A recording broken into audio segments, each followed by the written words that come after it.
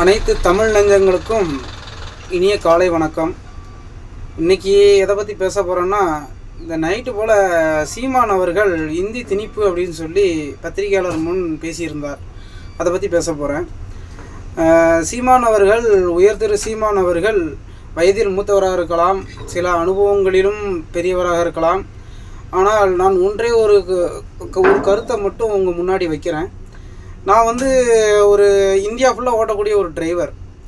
என்னிடம் நேருக்கு நேர் என்னிடம் மைக் கொடுத்து லைவில் நான் கேட்கும் கேள்விகளுக்கு தங்களிடம் பதில் சொல்ல உங்களுக்கு தைரியம் இருக்கிறதா?